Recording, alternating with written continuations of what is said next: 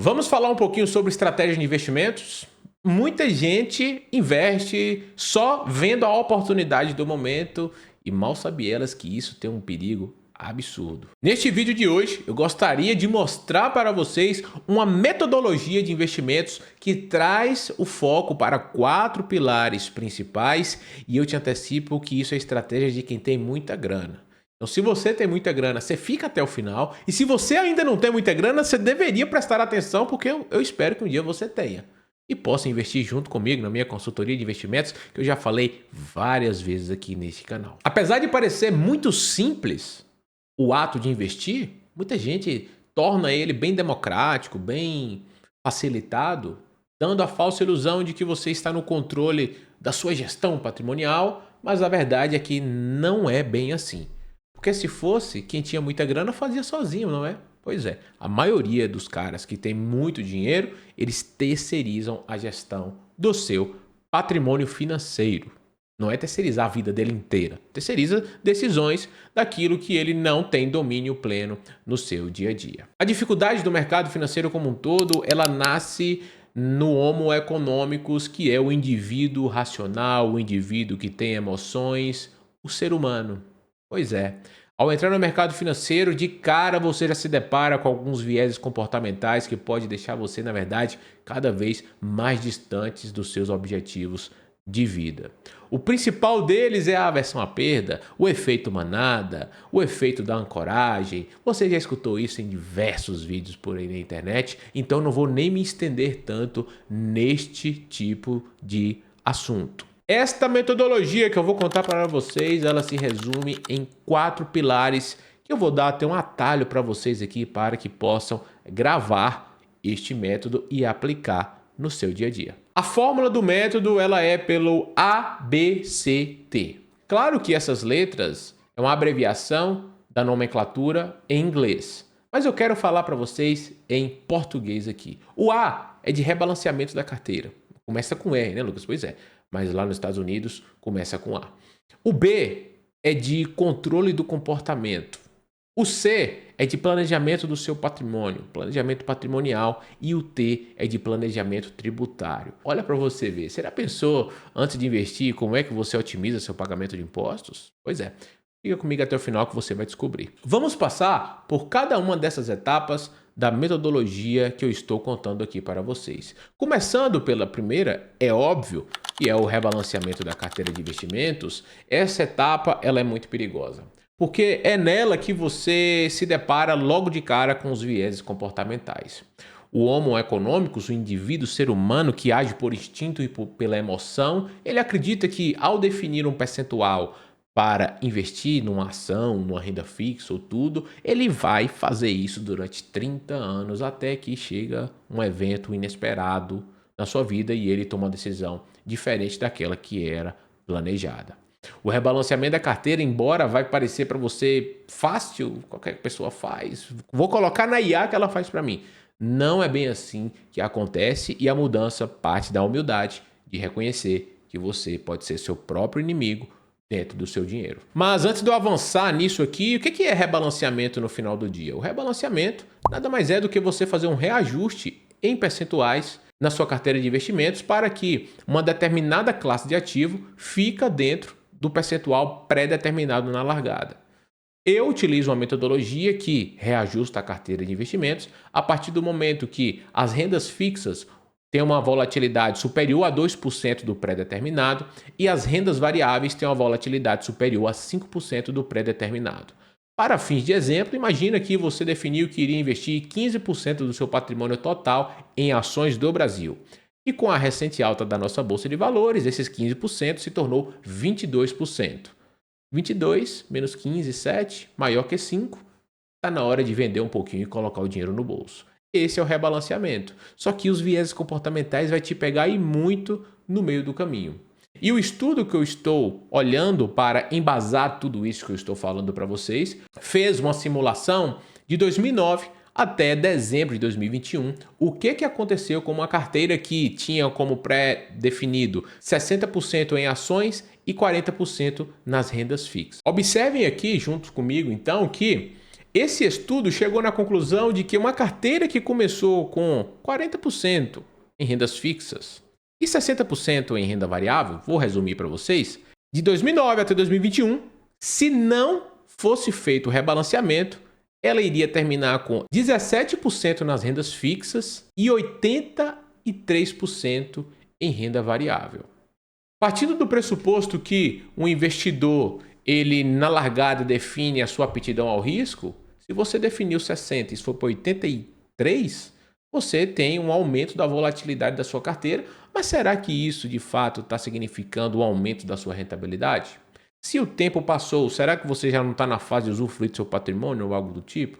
Pois é, por isso se dá a importância do rebalanceamento da carteira sem deixar que os vieses comportamentais te capturem no meio do caminho. E aí, já me conta aqui nos comentários se você está rebalanceando a sua carteira certinho, se você gostou da metodologia dos 2% e 5% que eu utilizo para renda fixa e variável, e vamos continuar aqui o vídeo agora falando do treinador comportamental. Você ter alguém que te ajuda a não pular na granada. Literalmente é isso.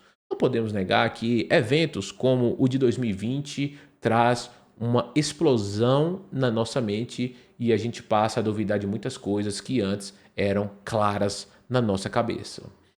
Você sabe de todos os viés comportamentais que existe debatido na psicologia financeira comportamental e em vários canais aqui no YouTube. Entretanto, não adianta só ficar nesses vieses sem trazer para vocês, de fato, qual é o malefício que agir por impulso pode trazer para o seu patrimônio. E agora eu gostaria de mostrar para vocês, mais uma vez, um gráfico que tem aqui no estudo que mostra o que aconteceu com o investidor que agiu por impulso lá na época de 2020, que tirou o sono de muita gente. O que nós temos aqui? Uma pessoa que tinha $100 no dia 1º de janeiro de 2020. Você, em março, teve aquela notícia que abalou o mundo inteiro e as bolsas caíram e muito. E aqui muita gente vendeu. Se a bolsa está caindo, alguém está vendendo, né, gente? Ninguém é ingênuo. Só que quem vendeu aqui e recomprou em junho de 2020 teve um resultado. Quem comprou em dezembro de 2020 teve outro resultado. Então nós temos aqui 3 cenários. A pessoa que ficou o tempo todo, olha, Lucas, independente do que está acontecendo aí, eu vou controlar minhas emoções e rebalancear minha carteira. Ela terminou com $133, ou seja, 33% de rentabilidade. A pessoa que vendeu no fundo e voltou 3 meses depois, ela já terminou com $107. E a pessoa que voltou no fim do ano de 2020, pasmem, ela ficou no negativo. Ou seja, quem foi que se saiu melhor neste evento de 2020? Quem não fez nada. Meu Deus do céu. Como é que pode o cara que não fez nada se saiu melhor do que aquele cara que tentou antecipar e tal, não sei o quê? Poxa, escutei um analista falando ali que a hora é de fazer caixa e tal. Sai fora desse tipo de conversa. Market time não funciona. Lucas, o que é o tal do market time? É tentar acertar para que lado a economia vai, o que vai acontecer com a bolsa, o que vai acontecer com os juros. Eu já gravei um vídeo sobre isso. É literalmente impossível prever o que vai acontecer na economia. Um dado curioso para vocês. O S&P 500, desde 1926, tem 29, foi a crise, tem várias guerras no meio aí e tudo, ele subiu em 74% do tempo. Então, não se sinta o super-herói acreditando que você vai encontrar o momento exato para tomar uma decisão. A terceira via dessa estratégia é o planejamento patrimonial e familiar. Aqui está uma parte que pouca gente deixa passar. E eu confesso que esse tipo de estratégia já é para aquela pessoa que tem mais patrimônio. É fazer uma reflexão se você precisa de uma holding imobiliária, você precisa de um offshore, você precisa de uma previdência. Não é o gerente do banco te vendendo uma previdência. É você colocar a previdência na sua estratégia patrimonial para, de fato, ela atender às suas necessidades de longo prazo. Estima-se que 70% dos ativos investíveis dentro de uma família, estruturada, é claro, ali financeiramente falando, irá passar para a próxima geração. Então, imagina a pessoa que tem 10 milhões. 7 milhões, de acordo com essa média, vai passar para os seus herdeiros. Se você não tem um planejamento de passar esse patrimônio para os seus herdeiros, muita coisa vai ficar no meio do caminho. Ainda mais agora que mudou a regra de sucessão e estão tentando taxar ali as pessoas que têm mais patrimônio. Cada vez mais importante você utilizar de veículos que facilita isso. E eu posso citar alguns aqui para vocês. Seguro de vida, totalmente mal visto por muita gente. E tá certo, muita gente faz seguro de vida resgatável aí, esse negócio tudo errado e só dá ruim para quem comprou. Tem as previdências, que muita gente tem preconceito também, porque investia lá no banco grandão de 200 anos e só tinha previdência, e ele nem sabia porque tinha previdência, cria um preconceito e para de usar. Tem as empresas offshore, tem as holdings patrimoniais, as holdings imobiliárias, que pode facilitar e muito essa sucessão desse patrimônio. Então, investidores profissionais gastam mais tempo e energia nisso do que procurando, eu acho que essa ação aqui vai subir 10%, eu vou colocar minha grana lá. Isso aí é coisa de quem está começando. O quarto pilar dessa estratégia é o planejamento tributário, e aqui eu tenho bastante para agregar com vocês. Partindo do ponto de otimização de tributos, tem algo no Brasil que é pouco explorado, mas é um benefício muito grande, que é o tal do diferimento tributário. É uma alternativa de você ficar sempre postergando o pagamento dos impostos. Tem um tal de um ETF de renda fixa aí, que também tem vídeo aqui no canal, que faz isso muito, muito bem feito. Só para vocês terem noção, eu vou colocar a imagem aqui na tela. Em 30 anos, uma pessoa que alocou fazendo diferimento tributário em um fundo de índice de renda fixa termina com 15% mais de patrimônio do que uma pessoa que ficava investindo no Tesouro Nacional, que a cada 2 anos vence, você paga o imposto e reinveste o saldo líquido. Isso é diferimento tributário, é um benefício. Um outro grande benefício, por exemplo, é a utilização das previdências, que no longo prazo tem a menor tributação do Brasil de imposto de renda sobre o lucro, no caso do VGBL, e além disso ela não tem come-cotas no meio do caminho, ou seja, o governo não fica pegando a parte dele toda hora. Logo, um fundo tradicional com come-cotas, tributação de 15%, teria que render 120,85% do CDI para te dar o mesmo número de patrimônio que uma previdência que rende 100% do CDI, e não é uma tarefa difícil. Eu acredito fortemente que o que foi mostrado aqui para vocês a respeito do benefício tributário de você mudar só um pouquinho a estratégia já vai te trazer muito mais patrimônio do que você teria ali ante essa mudança. Por isso que é importante você ter uma estratégia para fazer a sua alocação de patrimônio.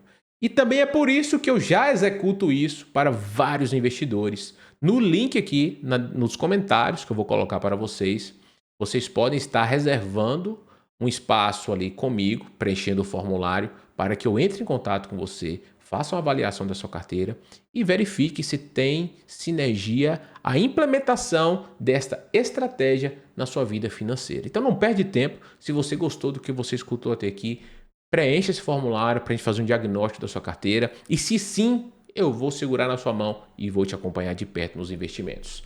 Se você ficou até aqui também, deixa o seu like, compartilha. E esse novo vídeo, ele vai te explicar mais sobre esse tal do ETF que eu falei aqui para vocês.